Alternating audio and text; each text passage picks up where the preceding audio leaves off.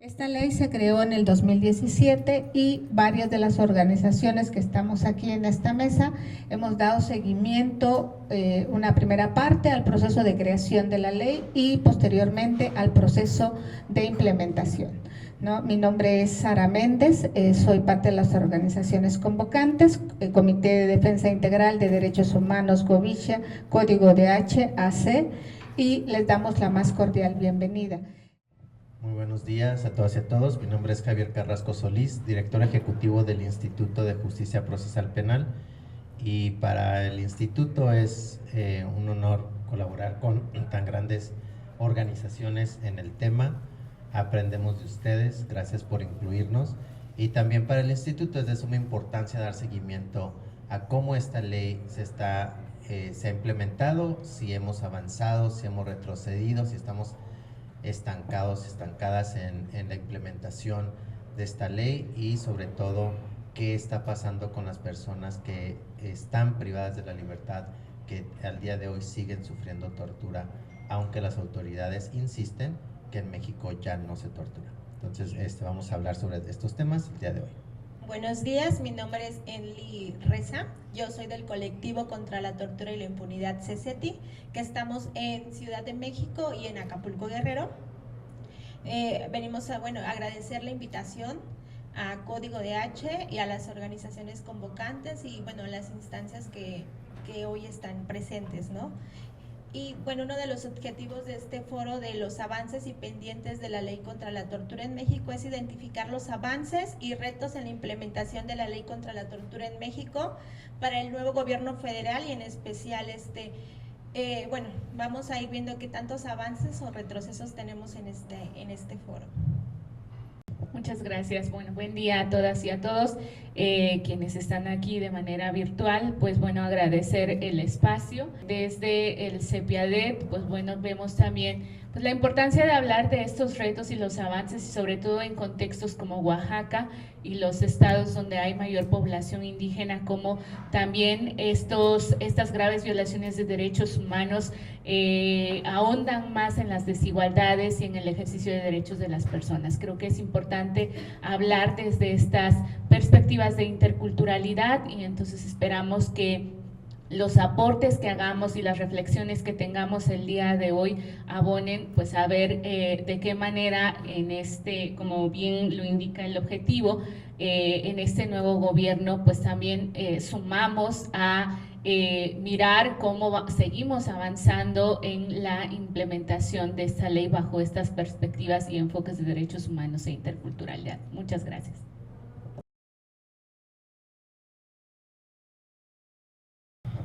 Vamos a iniciar con nuestro primer panel, titulado Avances y pendientes de la implementación de la Ley General contra la Tortura. Y para ello el objetivo es identificar estos avances, retos en la implementación de la ley. Y aquí vamos a tener 3 personas expertas. Como ustedes saben, la ley se aprobó en junio del 2017 y posteriormente ha tenido 2 reformas. Mayo de 2021 y abril de 2020.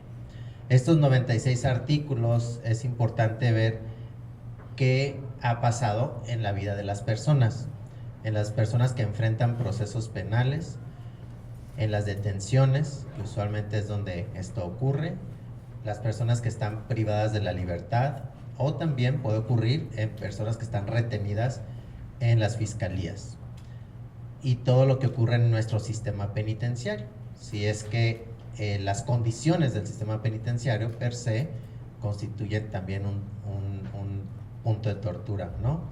¿Quiénes son las personas que sufren o que son más vulnerables a sufrir la tortura? Por ejemplo, mujeres, personas con discapacidad, personas indígenas, personas migrantes. Pero también desde el instituto en estos últimos años hemos investigado o tratado de puntualizar las personas adolescentes. A veces invisibilizamos que las personas de 12 a 18 años de edad, menos de 18, también enfrentan procesos penales, y muchas de ellas también sufren tortura. De hecho, la última encuesta del INEGI establece que alrededor del 60% de personas adolescentes dicen haber sufrido algún tipo de maltrato durante la detención. Pero también hay que diferenciar el tipo de tortura sexual, porque también hay mucho que lo confundimos, que no es solamente la violación, sino que hay otros tipos de tortura sexual. Y el otro gran tema que hemos estado identificando en algunos talleres y conversaciones que hemos realizado es que confundimos todavía la defensa pública, privada, la fiscalía, los tribunales. Y hablando de la defensa pública, le damos la bienvenida también a representantes de la defensa pública de Oaxaca, que aquí están. Gracias por venir. Y a veces confundimos cuando tenemos dos efectos, ¿no? El delito de tortura per se, para probarlo, y el efecto procesal para excluir un medio de prueba obtenido por tortura. En muchas ocasiones pensamos que se tiene que probar la tortura para excluir el medio probatorio, y eso no es así. O también tenemos estos mitos en nuestras cabezas que debemos de utilizar el protocolo de Estambul siempre, para todo momento, cuando una persona víctima manifiesta haber sufrido tortura. Y muchas de las personas esperan años a que les apliquen el protocolo. Desde el instituto hemos publicado una guía de exclusión de medios de prueba obtenidos por tortura, que eso se la podemos pasar a las otras organizaciones y compartirla con ustedes, y otra que se llama la desmistificación del protocolo de Estambul, donde sostenemos que el protocolo de Estambul puede ayudar, pero no es el único medio de prueba, ¿verdad? Que puede haber otras formas para probar esto. Y también como el mal uso del protocolo, y obviamente pues ya el protocolo actualizado, publicado el año pasado, si es que mi memoria no me traiciona, y otro documento que se llama Los Principios Méndez, que creo que todas y todos debemos de conocer o saber utilizar. Y aquí vamos las preguntas que les vamos, bueno, aquí las compañeras nos van a estar hablando si hemos avanzado, si ya se tortura menos antes de esta ley, porque si le preguntamos a nuestras autoridades locales, federales y de todos los estados si hay tortura, nos van a decir no hay, ¿verdad? Porque no hay sentencias condenatorias. Entonces, ¿por qué no hay sentencias condenatorias? ¿Qué está pasando en la investigación? ¿Qué está pasando en el acompañamiento? Porque creo que ahí también hay un problema, ¿no? Cuando una persona denuncia la tortura y no hay un acompañamiento, se desisten. Entonces es porque se desisten. Y nosotras como organizaciones de la sociedad civil, pues nos desgarramos las vestiduras y decimos, no te desistas. Pero allá en la prisión hay otro mundo muy, muy difícil de hablar. Entonces, le voy a dar el uso de la voz a cada una de manera separada. Van a tener entre 10 a 15 minutos para conversar sobre el tema, y van a participar de acuerdo a cómo está aquí nombrado. Entonces, balance de la ley contra la tortura en México. Carla Sofía Loyo, consultora independiente en investigaciones sobre derechos humanos, egresada del Instituto Tecnológico Autónomo de México, el ITAM, de la licenciatura de Derecho, ha representado nacional e internacionalmente a personas víctimas de violaciones graves a derechos humanos individuales y colectivas. Le damos el uso de la voz.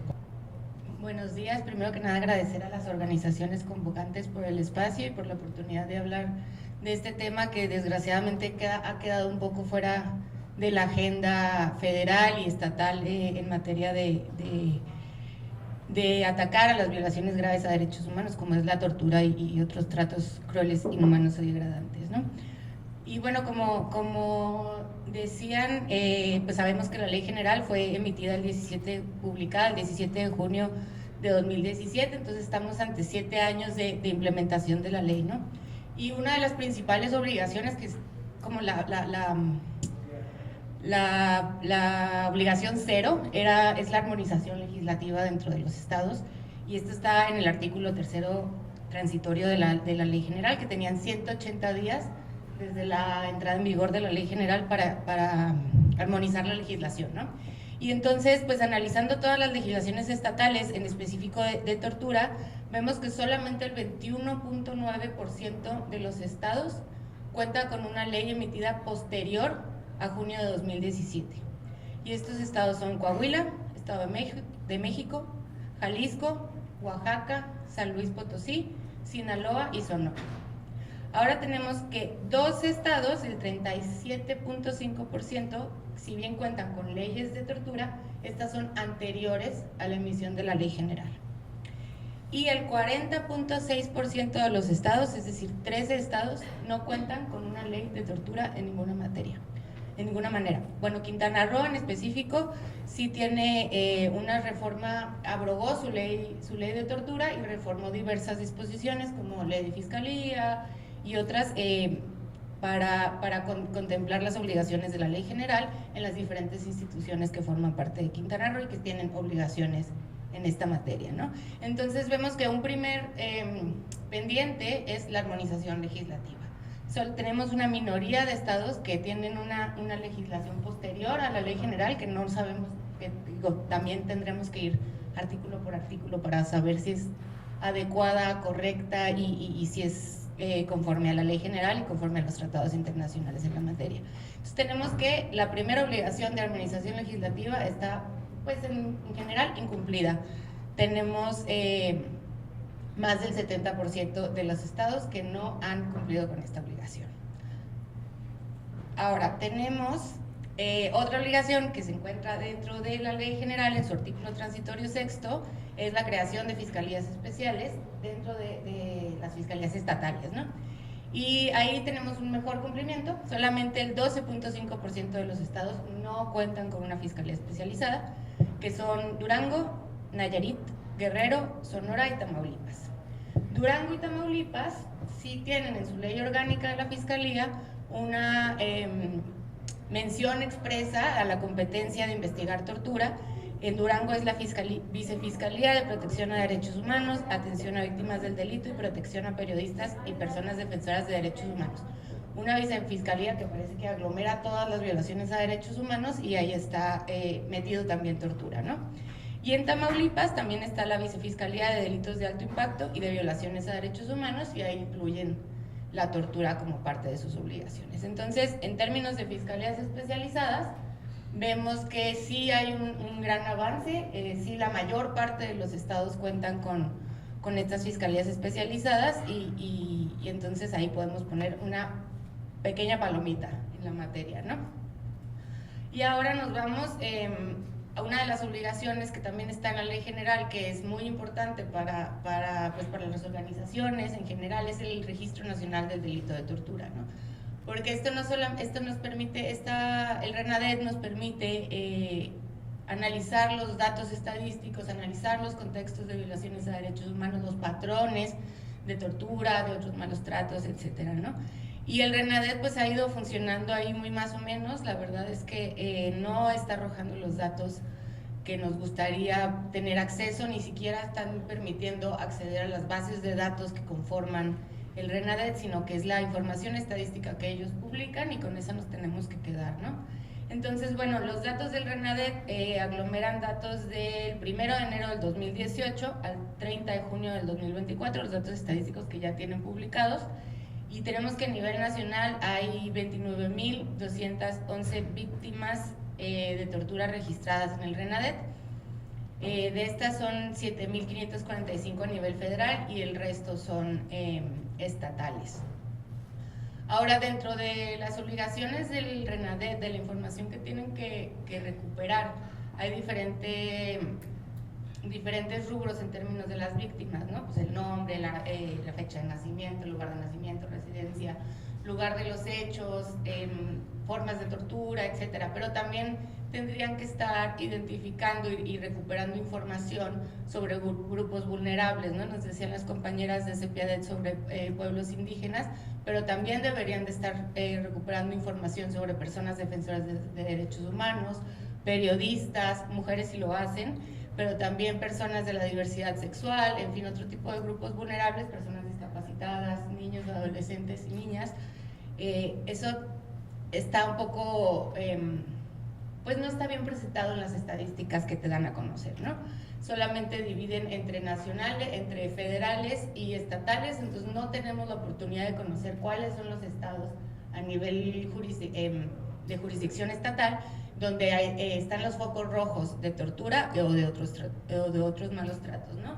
Pero bueno, entonces en esta estadística que publica el RENADET sí se habla de personas indígenas. A nivel nacional existen 813 personas indígenas víctimas de tortura registradas en el RENADET, lo que representa, de acuerdo a lo que nos dicen oficialmente, el 2.78% del total de víctimas de tortura a nivel nacional. De estas 813, 661 son de foro estatal, que representa el 3.05%, de todas las víctimas a nivel estatal que son indígenas. Y a nivel federal se registran 152 personas indígenas víctimas de tortura, lo que representa el 2.01% del total de víctimas en el RENADET, ¿no?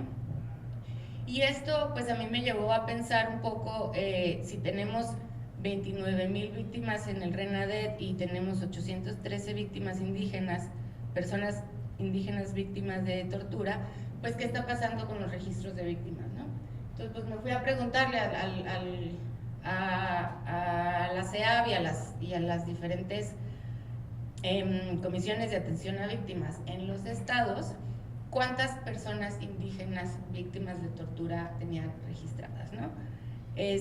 Recordando que a nivel nacional habíamos hablado de 813, de todas las entidades de la República que me respondieron, solo logré contabilizar 21 víctimas indígenas de tortura. Entonces pues tenemos una diferencia ahí muy grande. Entonces aquí vemos que si bien se están registrando,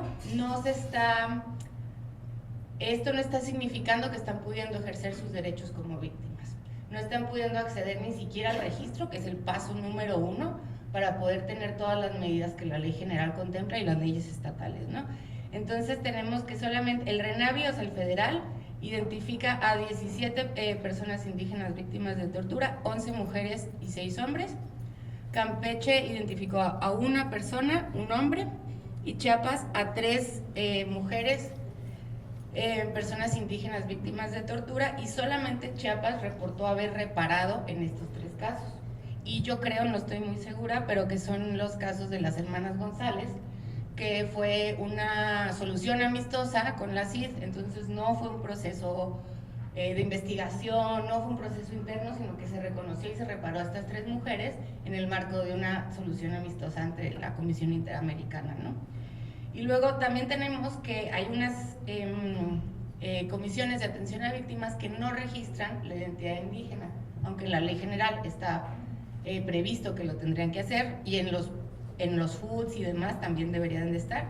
Pues tenemos que Guerrero, Sinaloa, Tamaulipas, Tlaxcala y Yucatán, o sea 5 entidades de la República, no registran la identidad indígena de las personas, ¿no? Entonces pues eso no nos permite saber el impacto de este delito, pero tampoco a ellas les permite tomar medidas adecuadas con una perspectiva intercultural para atender sus propias necesidades y las propias efectos de estas violaciones a derechos humanos, ¿no? Y bueno, la asesoría jurídica para el proceso penal, etcétera, también presenta estos obstáculos. 18 estados respondieron no contar con ninguna víctima de tortura que sea una persona indígena, que son Aguascalientes, Baja California Sur, Chihuahua, Coahuila, Colima, Durango, Hidalgo, Morelos, Nuevo León, Puebla, Querétaro, Quintana Roo, San Luis Potosí, Sonora, Tabasco, Veracruz y Zacatecas. Ellos dijeron que no tenían ninguna víctima indígena de tortura registrada en el registro estatal, ¿no? Y luego la Ciudad de México, Estado de México, Michoacán, Nayarit y Oaxaca no respondieron a la solicitud, entonces no sabemos ahí muy bien cómo están los datos. Pero bueno, Oaxaca en realidad la CEAB pues tiene la Comisión de Víctimas Estatal tiene poco operando realmente, entonces los datos pues todavía no los están publicando, entonces ahí estamos como ahí en una oscuridad en esa información, ¿no? Y luego en el RENAVI, si te vas a la información estadística que publican, no distinguen por violación a derechos humanos, nada más te dicen delito o violaciones a derechos humanos, no te dicen tortura, desaparición forzada, detención arbitraria, etcétera. Entonces no podemos sacar la información a nivel nacional con la información que te publica la propia CEAP, ¿no? Tendríamos que ir a hacer una solicitud de información pública y a ver ahí cómo saldría si es que te dan la respuesta, ¿no? Porque también tenemos estados, por ejemplo Jalisco, si bien sí identifica a las personas indígenas dentro de su registro estatal, no desagrega la información por violación a derechos humanos porque considera que es revictimizante. Entonces no te dicen si las víctimas son o de tortura o de desaparición forzada o de detención arbitraria porque considera que es revictimizante. Entonces eso es un poquito contradictorio porque la propia Ley General de Víctimas establece la obligación de tomar medidas específicas tanto para las condiciones más bien la persona, ¿no? Si es mujer, si es indígena, si tiene discapacidad, etcétera, pero también por el tipo de violación porque las afectaciones son distintas. Entonces no sé si internamente si lo tienen, pero en cuanto a la información que dan a conocer a través de solicitudes de información pública, ya en 2 ocasiones me han respondido que no hacen esta división por violaciones a derechos humanos. Entonces pues ahí estamos también en una oscuridad frente a Jalisco, ¿no? Y bueno, en las estadísticas que publica la Fiscalía sobre el RENADET, al hablar de perpetradores, también es un poco raro cómo presenta la información, pero bueno, a nivel federal tenemos que los principales perpetradores son la Guardia Nacional, la Sedena, los centros penitenciarios y la Policía Ministerial, y también habla de Policía Municipal, pero que son casos que de alguna manera se federalizan, ¿no? Eso puede ser por condiciones de operativos conjuntos donde participaron otras instituciones que pueden haber sido federales o algún tipo de solicitud propia de las víctimas de moverlo a lo federal. Y en lo estatal tenemos que los principales presuntos responsables son la Policía Ministerial, la Secretaría de Seguridad Pública Estatal, o sea, la Policía Estatal, otro, que no identifican cuál sería este otro, la Policía Municipal y los centros penitenciarios una vez más se repite, ¿no? Y bueno, un poco también considerar que generalmente cuando pensamos en hablar de tortura, pensamos en condiciones de privación de la libertad por parte de funcionarios públicos, ¿no? de instituciones del Estado, pero también hay que considerar otros, como pueden ser los centros de rehabilitación y anexos, ¿no? Bien hay código de H, acabo de hacer ahí lo tenemos todos el informe sobre estos centros donde desgraciadamente no tienen mucho control desde las instituciones, mucho control público tampoco, hay mucha transparencia en estos centros y ahí ocurren una sarta de situaciones que pues deberían de ser consideradas e investigadas y sancionadas como tortura o por lo menos otros malos tratos, ¿no? Que no es que estén jerárquicamente, pero las dos son violaciones graves a derechos humanos, ¿no? Y luego también tenemos otros contextos donde podríamos hablar de tortura, que también, como puede ser la violencia obstétrica en hospitales públicos, los impedimentos de ejercer derechos de salud a través de negligencias que generan otro tipo de sufrimientos, ¿no? No solamente hablar en términos de las detenciones o de las privaciones de la libertad relacionadas con la comisión de delitos, sino que hay otro tipo de situaciones que también tenemos que mirar, ¿no? También las escuelas, un poco retomando que al voltear a ver a niñas, niños y adolescentes en las escuelas también han sucedido situaciones muy graves que deberían de ser investigadas bajo por lo menos el criterio de violación a derechos humanos para buscar la responsabilidad institucional y también desde lo penal, ¿no? Para identificar las responsabilidades individuales de las personas que pudieran estar cometiendo estos actos, ¿no?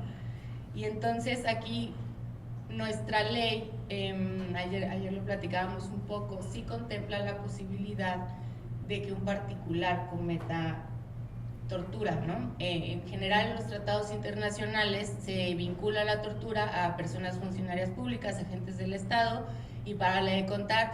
Sin embargo, pues vemos que México incluyó la posibilidad de que particulares sean imputados por tortura, no que haya sucedido, pero está en la ley, precisamente porque hay situaciones donde personas particulares realizan funciones del Estado, como puede ser la educación, como puede ser la salud, pero que pueden llegar a cometer estas violaciones a derechos humanos y estos delitos, y tendrían que estar también siendo investigados y sancionados al respecto, ¿no? Y bueno, creo que estos datos, pues, si bien vemos que hay algunos avances, principalmente en la creación de fiscalías, no hay demasiados avances que podamos presumir, ¿no? Hace falta la armonización legislativa, que es el paso cero desde mi punto de vista, porque también luego, si no armonizaron la legislación y tú haces una solicitud de información, te dicen, yo no tengo la obligación de hacer esto, ¿no? O sea, me pasó un poco con la información del RENADET. Y bueno, pues en ese sentido pasar a fortalecer al RENADET y que incluya mayor transparencia, ¿no? Que no solamente podamos acceder a las estadísticas que ellos nos dan a conocer, sino a las bases de datos en las que nosotros podemos jugar con las variables y hacer estos cruces de información y saber muy bien, mejor cómo están estos datos, ¿no? O sea, por ejemplo, ahorita no traigo esa información, pero hice un análisis también de personas indígenas en relación con la encuesta nacional de personas privadas de la libertad 2021, y gracias a que ellos tienen sus bases de datos publicadas y uno las puede descargar, es que pude hacer este análisis. Pero con el RENADET y el RENAVI, como ellos solamente publican PDFs, pues no podemos revisar adecuadamente las estadísticas y sacar nuestras propias conclusiones, ¿no? Con estas otras perspectivas mucho más integrales, también con perspectiva de género, con perspectiva intercultural, con perspectiva de diversidad sexual, etcétera, ¿no? Bueno, y entonces creo que un reto sería fortalecer este registro nacional y garantizar su transparencia en los datos, ¿no? Porque esto también nos permite hacer el balance sobre sentencias, sobre carpetas abiertas, sobre pruebas, etcétera, ¿no? Entonces creo que está todavía muy en pañales la información que nos está dando el RENADET. Entonces sería pues insistir en su publicidad, insistir en su transparencia, insistir en que se utilice adecuadamente por parte de los estados y no solamente por la federación, que es la que parece que lo utiliza mejor, ¿no? Y también pues un poco acercar dentro de la Defensoría Federal, Defensoría Pública Federal, tienen una actividad que es ir a los centros penitenciarios para buscar básicamente víctimas de tortura, y esto me parece que es una práctica que debería de replicarse en los estados, pero también añadiendo el componente de identificar a grupos vulnerables, ¿no? Personas indígenas, diversidad sexual, todo un poco lo que hemos hablado, para poder conocer estos espacios que necesitan una mayor atención precisamente por ser parte de grupos vulnerables, ¿no? Una atención más especializada, un acercamiento de las instituciones a las personas, y no que las personas sean las que tengan que ir y entonces terminen justo desistiéndose por falta de recursos, falta de posibilidades, pero también por las represalias que pueden tener dentro de los centros penitenciarios por hacer este tipo de cosas, ¿no? Y creo que también esto, otro reto que tenemos es ampliar la mirada, no solamente a situaciones de privación de la libertad, que digo, también son, o sea, no quitarla, pero también ampliarla a estos otros lugares, ¿no? Centros de rehabilitación, hospitales, escuelas, guarderías, ¿no? Porque también hay, las infancias también están muy desprotegidas en ese sentido, ¿no? Entonces creo que, y bueno, garantizar justo estas perspectivas de género, interculturalidad, diversidad sexual, etcétera, ¿no? Creo que así como un balance de implementación de la ley, pues estamos, yo diría que a menos de la mitad del camino. Sí hay mucho todavía que por hacer. Desgraciadamente la tortura ahorita no está formando parte de la agenda pública, porque justo ya en México no se tortura, ¿no? Entonces creo que ahí está en riesgo todo este trabajo que se ha hecho desde hace muchísimos años para esta ley, para implementarla, etcétera, pero también para erradicar la tortura, que es como el principal objetivo, ¿no? Sí. Y creo que esos serían como, en un primer momento, esos serían los principales retos, porque claro, hay que hacer más, ¿no? Fortalecer las capacidades de los propios ministerios públicos para la investigación de este delito con estas diferentes perspectivas. Lo que hablábamos de los protocolos de Estambul, uno, no son necesarios, o sea, sí, por otro lado están muy mal utilizados, ¿no? Entonces tienes que las fiscalías muchas veces, si te sale negativo, que ni siquiera es que así se hable del protocolo de Estambul, ¿no? Las respuestas no es que salga positivo o negativo, pero las fiscalías así se lo toman. Si sale negativo el protocolo de Estambul, entonces no hubo tortura, entonces cierra la carpeta, entonces no hubo justicia y no hubo exclusión de pruebas, no hubo etcétera, etcétera, ¿no? Entonces creo que la capacitación de las y los funcionarios públicos para sensibilizarse sobre el tema de tortura, pero también sobre los diferentes grupos vulnerables y sus necesidades específicas es un gran reto de la ley y de las instituciones federales, ¿no? Y pues creo que por ahí concluiría esta parte, y no sé si algún autor cuestiones de dudas y preguntas, pero bueno, por lo pronto aquí lo dejaría. Buenos días a todas, a todos. Pues quisiera centrarme, porque el tema del Programa Nacional de Prevención de la Tortura me parece que es una de las cosas incumplidas, más documentadas también por parte de sociedad civil, ¿no? El Programa Nacional de Prevención de la Tortura está previsto en el artículo, los artículos 69, 70 y 71. La ley, creo que ya todos tienen un ejemplar de la ley, hay un apartado específico sobre el programa nacional, ¿no? Y ese programa nacional, bueno, se tenía, de hecho aquí traigo el borrador, porque sí existe, o sea, tenemos un borrador del programa nacional para prevenir y sancionar la tortura y otros tratos o penas crueles, inhumanos o degradantes. Esta es una tarea mandatada por la ley a la Fiscalía General de la República. Tenemos un cambio en la ley de la Fiscalía, y entonces en el 2018, la ley de tortura es del 2017, en el 2018 hay un cambio en la ley y cambia el nombre, era la Procuraduría General de la República y ahora tenemos una Fiscalía General de la República. Ahí ese cambio de nombre fue un primer bache para el cumplimiento de esta función tan importante que es la creación de este programa.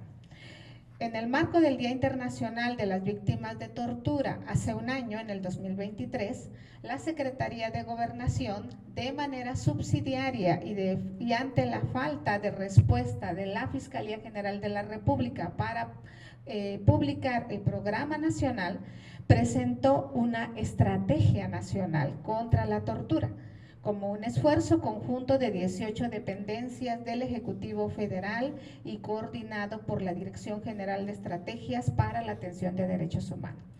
Es decir, una función que debería de atender la Fiscalía, ahora es una cosa un poco más reducida, a cargo ahora de la SEGOV y solo con 18 dependencias del ámbito federal. Creo que ese también habría que reiterarlo, ¿no? Este programa, esta estrategia, bueno, considera la prevención, considera la atención. Sin embargo, si hacemos una recapitulación de por qué necesitamos este programa, para nosotros es fundamental, porque después de todo, bueno, además de que hay todo un proceso de colaboración, de reflexión, de la creación de la misma ley contra la tortura, un proceso que duró un par de años, donde hubo una amplia participación de organizaciones, personas expertas, nos acordamos de Miguel Sarre, por ejemplo, y algunas otras personas y organizaciones que han estado como muy pendientes, ¿no? Y esta fue una primera etapa, la creación de la ley, donde se logró, me parece que la verdad es que estuvimos muy felices en su momento porque la ley logró incorporar estándares internacionales. Aquí ya se han mencionado algunos, el tema del registro, tal vez aquí Javier pueda hablar un poquito más del tema de la exclusión de la prueba, en fin, hay otros estándares, también el reconocimiento de los peritajes independientes, ¿no? Se incluyó al protocolo de Estambul como una de las pruebas. Entonces, ahí hay una serie de elementos que nos parecían en su momento siendo pues bien importantes, innovadores y que pues iban a permitir también una mejor atención para las víctimas de tortura en el país. Y bueno, también no decir que todo esto tiene como preámbulo esta histórica visita, me parece que hace un parteaguas, la visita de Juan Méndez, del relator Juan Méndez, donde dice que la tortura es generalizada en México, que ha sido denunciada desde órganos internacionales y ocurre desde la detención hasta la puesta a disposición de la justicia y con fines de castigo e investigación. Yo creo que esta frase puesta en una relatoría, como es la Relatoría contra la Tortura, y de un relator como Juan Méndez, que además derivó ya en unos principios Méndez, pues hay un avance importante, y cuando hablamos de los derechos humanos hablamos de la progresividad también, y me parece que en el tema de tortura esto se ha venido cumpliendo desde las instancias internacionales. En el ámbito nacional, pues la ley significó un avance, sin embargo todavía vemos unas resistencias importantes para que este programa, es una cosa muy específica, un programa se concrete. Y bueno, las cifras ya las ha comentado aquí Carla. Solo quisiera decir que de la ENPOL, por ejemplo, de la última, la del 2024, el 37% de la población privada de la libertad no contó con una sentencia, es decir, todavía en los centros penitenciarios seguimos con un déficit importante de personas que no están sentenciadas.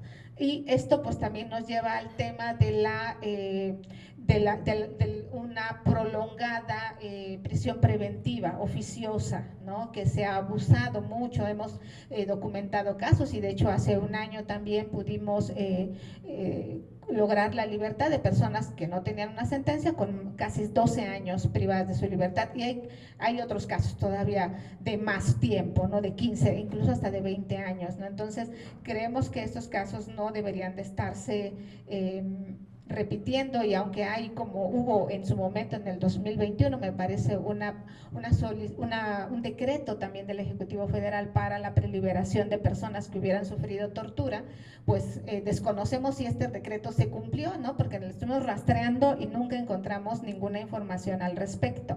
Y bueno, por todas estas cosas, el tema de la prevención es fundamental. Necesitamos prevenir, ¿no? La tortura se ha utilizado por parte de los cuerpos de seguridad de todos los niveles, municipal, estatal, federal, para fabricar culpables, se ha usado como método de investigación, también como forma de castigo. En Oaxaca sabemos lo que es eso, ¿no? 2006 nos lo recuerda, pero también Nochistlán, ¿no? Y bueno, hay constancia en este caso de las detenciones arbitrarias y todos estos procesos, la verdad es que siguen estando vigentes. Y en ese sentido, pues no es casualidad que justo por eso la ley lo contemple, ¿no? Artículos 69, 70 y 71, el mandato de establecer este programa nacional de manera coordinada, ¿no? Se concluyó un primer borrador, este borrador que durante todo el sexenio la Dirección de Derechos Humanos de la Fiscalía General de la República lo tuvo en consulta, ¿no? Esas fueron las palabras que se usaron para poder decir que bueno, sí estamos trabajando, y pues cada que se acercaba el 26 pues esperábamos a ver si ahora sí ya lo publican, ¿no? Pero no, la verdad es que no, nunca se logró, y el año pasado pues lo que tuvimos fue esta estrategia nacional. Aunque digamos que de parte del gobierno mexicano la Secretaría de Gobernación ha reconocido, ¿no?, que el programa es efectivamente, o sea, la ley lo dice, debe elaborarlo, publicarlo e implementarlo la Fiscalía General de la República. En palabras de Alejandro Encinas, hace un año, que era el subsecretario de Derechos Humanos, él comentó que, pues bueno, que aún no está listo y no se ha publicado, ¿no? Entonces, aquí también tenemos otro tema, que es esta malentendida autonomía de la Fiscalía General, porque resulta que la Fiscalía pues ya se salió de todo, ¿no? Entonces es tan autónoma que pues no está coordinándose con otras entidades, ¿no? Y esta ausencia ha hecho que pues el delito se mantenga, que pues digo, yo celebro que de parte de otras instancias, desde el Poder Judicial, como esta Secretaría Técnica para el Combate a la Tortura de la Defensoría Pública, y pues agradecemos a las personas de la Defensoría Pública que estén aquí. Creo que ha hecho una labor fundamental, ahora que tenemos ya desde la Suprema Corte también un protocolo para juzgar casos de tortura. Hay avances, creo que eso hace 10 años no los teníamos antes de la ley ha permitido avanzar en este andamiaje institucional para que esto se vaya mejorando. Sin embargo, quisiéramos ver una disminución de los casos, quisiéramos ver un aumento significativo en las sentencias, y eso todavía no se logra. Llevamos 7 años en la implementación de la ley. Y en ese sentido, pues también decir que, pues que prevenir es mejor que atender la tortura, ¿no? El programa nacional tiene el propósito de definir estrategias para que las autoridades en sus ámbitos de competencia realicen acciones de prevención, investigación, juzgamiento, sanción y erradicación de la tortura y otros tratos o penas crueles, inhumanos o degradantes, así como la protección, asistencia, ayuda, atención y reparación integral de las víctimas de estos delitos. Entonces, el programa no es solo la parte de campañas, de información o de capacitación a servidores públicos. Esta es una parte, pero hay más. Está toda esta parte de investigación, de aplicación de la ley en la impartición de justicia, de la reparación integral de víctimas, de la erradicación de la tortura y de la rendición de cuentas. Todos estos elementos están incluidos en el programa, ¿no? Y en el programa también tenemos una serie de indicadores. Hay un objetivo, estos que acabo de mencionar son los objetivos, luego hay estrategias, luego hay líneas de acción y luego también tenemos indicadores. Este ya es un programa elaborado también para un seguimiento institucional, y me parece que en ese sentido la tarea está como muy desglosadita ya, esto cómo se traduce y cómo se implementa. Entonces, ese trabajo ya se hizo, y se hizo ya hace más de 6 años. Estamos hablando que en el 2018 este programa fue presentado ya en ese momento por la Unidad Especializada en Materia de Derechos Humanos de la Fiscalía y la Fiscalía Especial de Investigación de Delitos de Tortura. Entonces, este documento existe, este documento está, y también organizaciones de la sociedad, seguramente Malu nos puede contar un poquito más, justamente porque vemos esa urgencia también de contar con esta estrategia que articule todo, ¿no? Porque solo 18 dependencias creo que es importante, seguramente son algunas que tienen que ver, pero el tema de la prevención, el tema de la atención implica a muchas más instancias, no solo del ámbito federal, también de los ámbitos estatales y municipales, especialmente en aquellos municipios grandes que tienen la capacidad institucional para la atención de este tipo de delitos.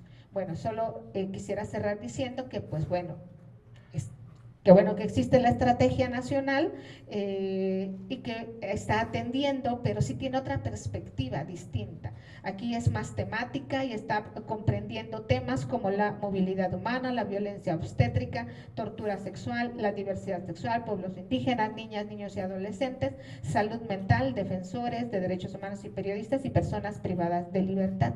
Tiene 66 líneas de acción, 60 de ellas encaminadas a la prevención y 6 a la atención y reparación de la tortura. Y pues bueno, hay este exhorto a las 18 instancias participantes a difundir contenidos para prevenir la tortura. Y esto pues se traduce en algunos spots que luego se transmiten ahí en las pantallas que uno ve en las salas de espera, ¿verdad?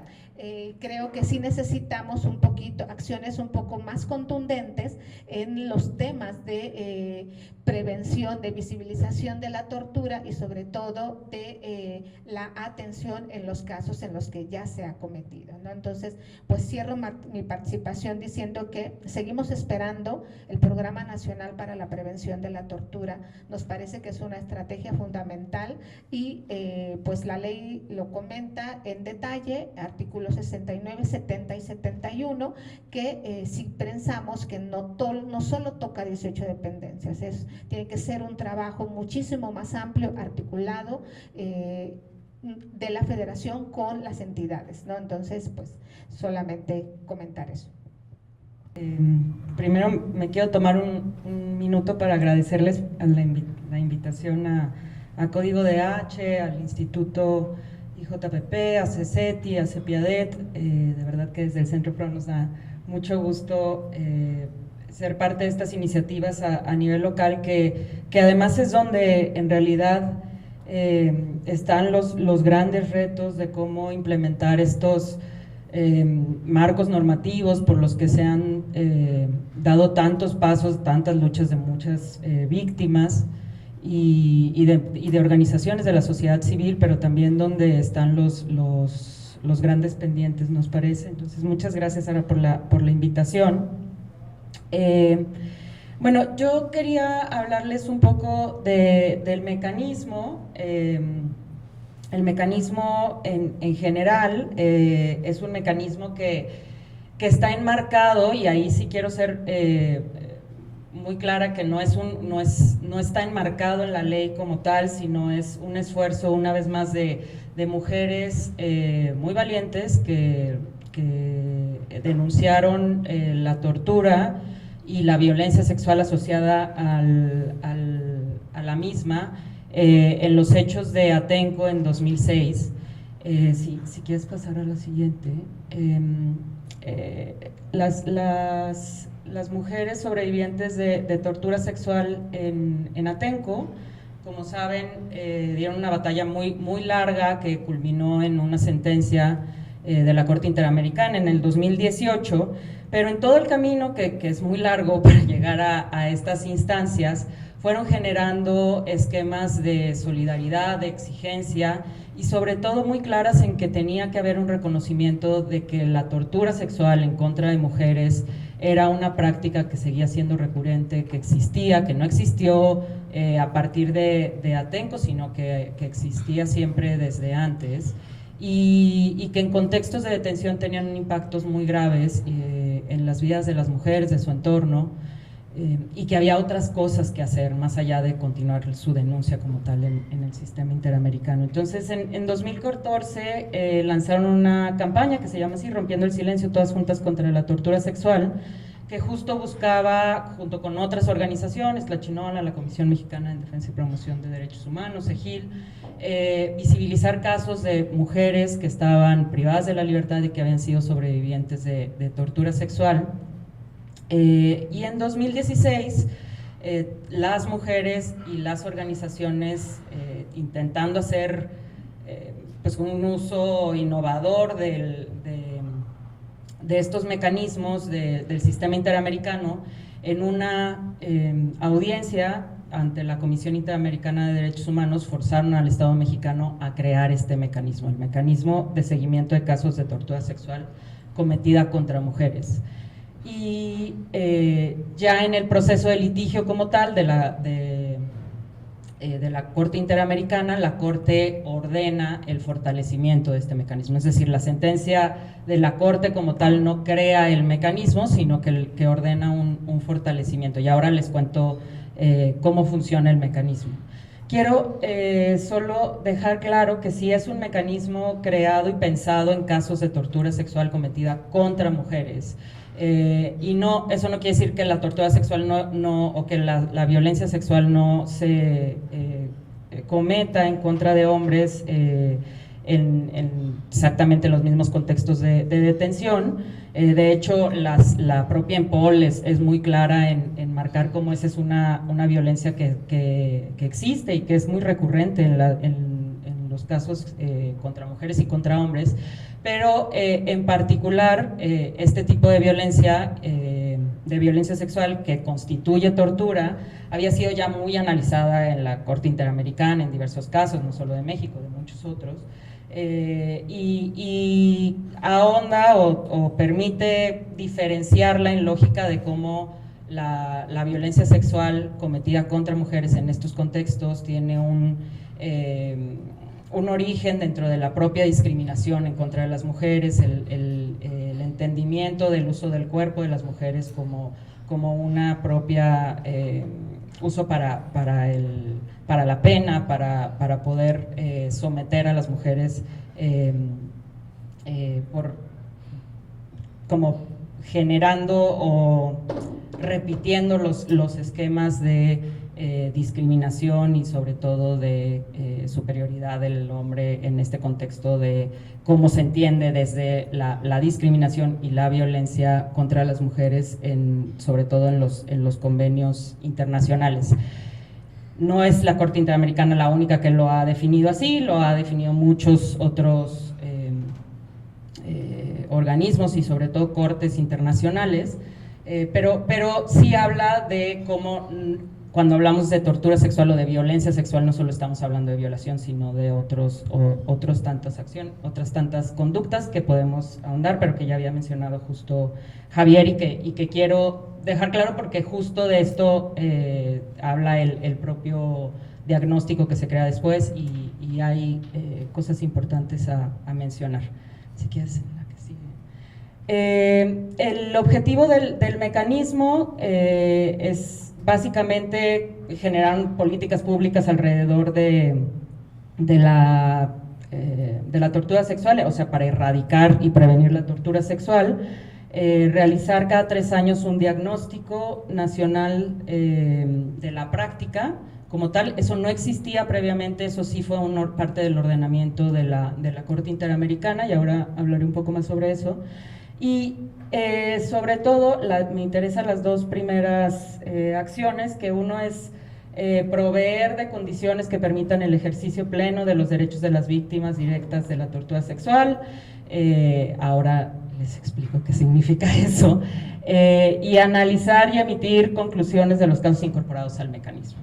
Entonces, básicamente, si quieres, en la siguiente, cuando pensamos en la construcción de este mecanismo, lo que nos habían explicado por mucho tiempo las mujeres sobrevivientes de Atenco, pero que además fuimos viendo en la documentación de muchos casos que iban llegando al Centro PRO, pero también a otras organizaciones, a muchas organizaciones locales también, más en el contexto de la llamada guerra contra el narcotráfico, es decir, a partir del 2006 era como había una serie de acciones que tomar cuando estábamos ante una mujer privada de la libertad que había sido sujeta a actos de tortura sexual. Entonces estábamos hablando de los impactos de salud, de los impactos de cómo de los impactos de la falta de atención adentro del sistema penitenciario, de la falta de reconocimiento de las mujeres como víctimas ante las instituciones, de la falta de atención médica, de la falta de reconocimiento de la violación de derechos humanos para poder contar con alguna recomendación que pudiera ayudar a investigar los hechos, pero también a que esa información pudiera ser utilizada en las causas penales que estaban siendo llevadas a cabo en su contra, porque no había peritajes adecuados y apegados al protocolo de Estambul, pero también porque no había nadie que hiciera un análisis profundo de cómo la violencia sexual a la que habían sido sometidas o las múltiples violencias a las que habían sido sometidas podían ser identificadas como tortura y llevadas a cabo o presentadas en sus procesos penales para poder ayudar a que estas fueran utilizadas para excluir prueba o para presentar estas violaciones. Y todo eso requiere pues de mucho trabajo interinstitucional.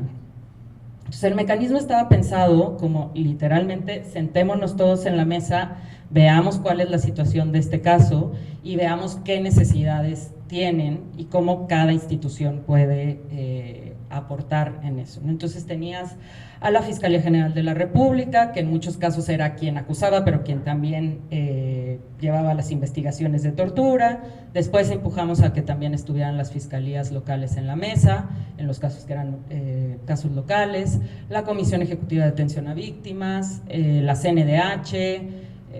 Al principio estaba muy pensado a nivel federal, entonces después empujamos a que pudieran invitar a los actores locales cuando se trataran de casos en el fuero común, y que un poco se presentaran las necesidades de las mujeres. Obviamente el órgano desconcentrado, que tomó mucho tiempo que se sentara en las mesas, y que eso generara, le llamamos un dictamen, realidad es un poco una evaluación del caso, una documentación del caso y después un reconocimiento por parte de esas instituciones de que había sido cometida la tortura o la tortura sexual en contra de estas mujeres y que pudiera ayudar en los procesos penales, sobre todo, para ver si se empujaba que eso fuera considerado en el proceso penal en contra de las mujeres. Esa era la idea principal. Obviamente hay muchos retos en eso. Toda la institucionalización estaba alrededor de la CONAVIM, por obvias razones, y cuando se ordenó por parte de la Corte Interamericana que se fortaleciera el mecanismo, las mujeres sobrevivientes, un grupo de ellas se comprometió mucho a esa medida en particular porque le significaba en lógica de no repetición, de que otras, porque entendían que se requería de muchas instituciones para poder evitar que muchas de las mujeres pasaran lo mismo que ellas estaban pasando, o que ellas habían pasado más bien. Entonces, ¿qué significa ese fortalecimiento? Pues darle institucionalidad a esa mesa de trabajo, pero no generar mucha burocratización. No ganamos en esa, se los digo de una vez. Lo que tenemos es una mega estructura formalizada dentro del Sistema Nacional que crea la Ley General de acceso de las mujeres a una vida libre de violencia, pero está muy burocratizado. Requiere presupuesto y el presupuesto es un reto en este país siempre. Generó que lo que buscamos fue que la CONAVIM tuviera un área específica que pudiera atender esos casos. Se dio en un inicio, pero lamentablemente no ha sido sostenido. Queríamos coordinación y colaboración entre las instituciones, sobre todo que también se compartieran información. Eso es casi imposible. Y sobre todo que hubiera participación de las víctimas, porque como les decía, había una intención genuina de las mujeres sobrevivientes de Atenco de ser parte de esa medida. La que sigue. Los retos del fortalecimiento eran muchos, pero los peores son los retos de la operación como tal.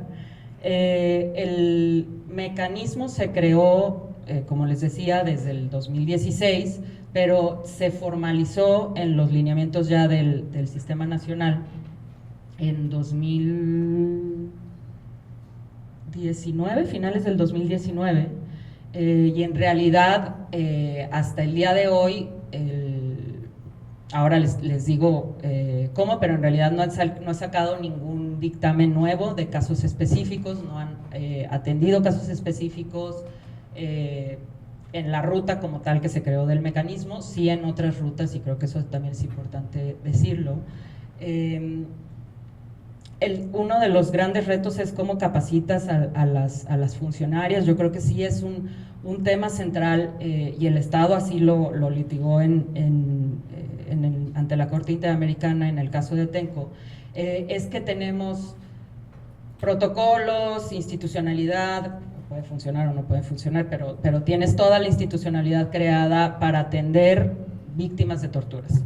Tienes mucha institucionalidad creada para atender víctimas, mujeres de violencia, incluso de violencia sexual en el contexto de CONAVIM, de mujeres, de las casas de cultura, etc. Pero lo que no tienes es algo que cruce y que además tengan la capacidad justo las operarias y quienes están atendiendo esos casos de entender cómo tiene un impacto diferenciado el tipo de tortura que es una tortura sexual. Eso en sí mismo era un problema. También es difícil identificar casos, por lo que ya se habló mucho en esta mesa, sobre todo porque muchos de los casos sí también suceden en detención, pero después la violencia que se sigue ejerciendo en los contextos ya de detención dentro de los centros de reclusiones es mucha, y además es muy difícil a veces de diferenciar cuál fue la violencia a la que fueron sometidas previamente y después, y entonces no es tan fácil llegar a decir, bueno, es que nada más nos interesa saber cómo fue la tortura previa a la detención o en detención y luego post.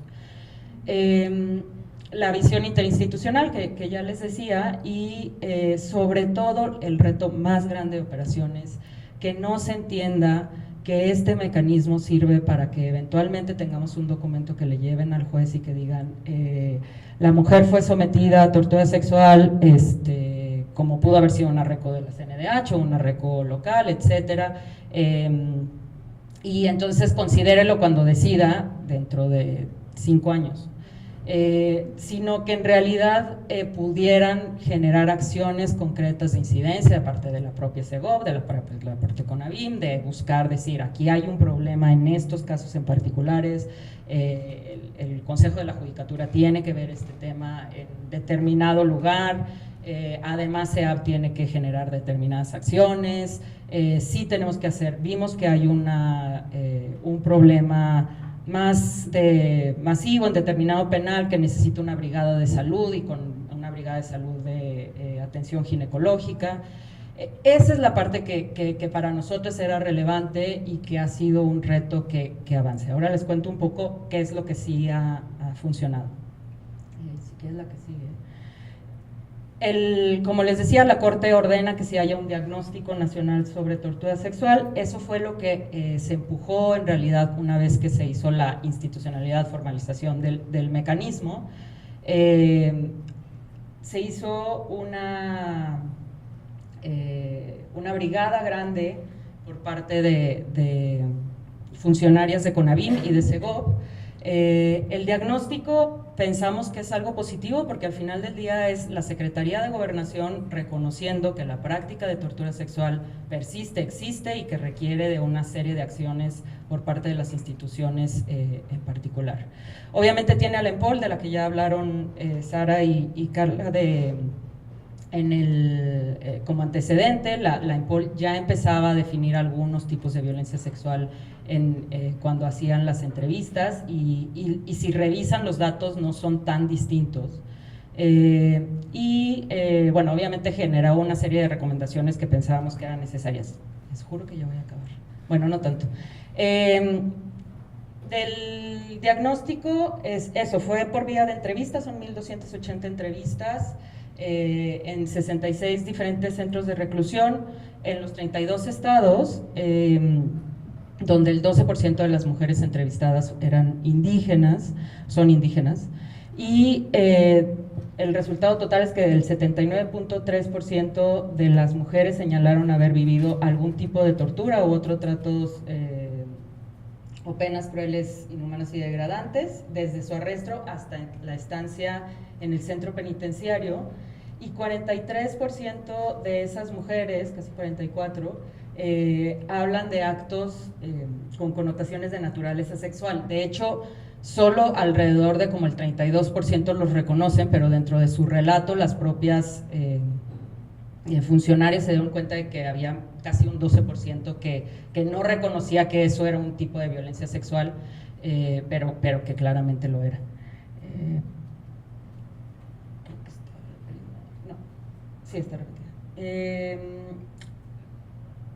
Existe una tendencia, lo que ya les decía, a no recibir atención médica. Los perpetradores son básicamente los mismos identificados en la EMPOL, hay en todos los 3 niveles y en todas las fuerzas de seguridad perpetradores, pero sobre todo las fuerzas las policías de investigación son las que más están identificadas, y se hace múltiples recomendaciones para ellos. Son como más de 200 recomendaciones para las diversas instituciones. Y no me quiero tardar más, pero después de eso lo que sí pudimos identificar fue también una serie de inconsistencias o inexistencias de datos e instituciones, lo que ya nos hablaban por acá, que es muy claro. Si ustedes revisan los datos que dan en información pública, lo que les daban a las instituciones, lo que les dan a otras organizaciones, eso siempre hay un cambio ahí muy grave de la información. Yo les quería contar, no me va a alcanzar, pero que al final del día lo que queríamos con este diagnóstico, pero también con el mecanismo, era que eso tuviera impactos también en vidas concretas, ¿verdad? Después de que se creó el diagnóstico, les decíamos nosotros un poco a las funcionarias, oigan, pero, y entonces de todos estos casos identificados, ¿cómo les van a dar seguimiento? ¿Cómo los van a incluir al mecanismo? ¿Cómo al menos les van a intentar preguntar a las mujeres entrevistadas si quieren o no quieren que su caso sea incluido en el mecanismo, que tengan un seguimiento? Era casi imposible porque la metodología como tal no lo permitía.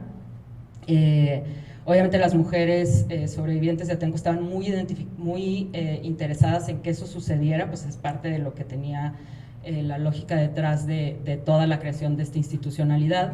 Hubo 30 casos que sí lograron darle seguimiento, que está en este informe de seguimiento del mecanismo, que no tenemos mucha información de cómo, de qué están haciendo en realidad en cada uno de los casos y de cómo están llevando las acciones más interdisciplinarias de las que ya les hablaba. Desde el Centro PRO presentamos 2 casos, un poco como para ver cómo empezaban a operarlos. Habían 3 casos ya dictaminados previo a la sentencia de la Corte Interamericana en la que habíamos estado más involucradas, pero que, bueno, era un momento en los que podían verse caso por caso, pero si lo que queremos es que haya un reconocimiento de la magnitud, pues ahí sí es imposible para todas las organizaciones darle seguimiento a todos esos casos. Uno de los casos que presentamos es un caso de aquí de Oaxaca, de una mujer que está privada de la libertad, se llama Florencia Jovita, desde el 2014, se presentó ya muy cerca al cierre de la instrucción de su causa, pero justo lo que les decíamos es que hay que innovar, hay que presentar cosas, ¿no? Entonces, al menos desde el mecanismo se presentó el diagnóstico como tal, de decir, estos son los patrones que existen, estos son los patrones que van a ver en el caso de Jovita, juez, considérelos, y esperamos que para eso también pueda ayudar. Entonces, si en algún momento alguien considera que el diagnóstico es importante para alguno de los procesos que ustedes acompañan o ven, yo les invito a que le escriban al mecanismo de seguimiento de casos de tortura sexual, porque para eso está pensado, y también para la parte más del seguimiento en general del caso. Y ahí lo dejaría solo pensando que esto es una acción mínima entre los múltiples pendientes que ya se presentaban aquí, ¿no? Creo que el daño que ha hecho esta narrativa de que en México ya no se tortura es muy grave. Nos parece todavía más grave porque lo que vemos son estos procesos muy largos, sobre todo de los casos que vienen del sistema antiguo, del sistema inquisitorio, que seguimos viendo eso, pues procesos de mujeres que llevan 10 años privadas de la libertad, donde no hay ni siquiera una primera sentencia, pero que son patrones que todavía seguimos viendo en el sistema oral, y del cual seguramente Javier puede hablar más, pero también de cómo la falta de la implementación de la ley y en todos sus extremos no nos permite generar políticas públicas que en realidad estén vistas hacia la erradicación, hacia la prevención, que tendría que ser el RENADET, que tendrían que ser otros mecanismos como los que ya presentabas de liberaciones previas, etcétera, o la propia ley de amnistía. Es decir, todos estos esfuerzos que se van creando están siendo muy aislados, incluyendo este mecanismo, incluyendo el diagnóstico, en tanto no tengamos una implementación de un marco mucho más amplio como lo que se pensó que era la ley. Bien, muchísimas gracias, María Luisa. Y bueno, del mecanismo hay algo positivo, ¿no? Este diagnóstico, que es importante conocer la información, las personas que litigan, pues, que utilicen esto para los contextos, y la otra cara de la moneda es esta como burocratización del propio mecanismo, ¿no? Que parece que lo alenta e intencionalmente las víctimas querían que fuera algo ágil. Entonces a veces parece que las instituciones oficiales enredan más las cosas para que no funcione o para matizar, minimizar.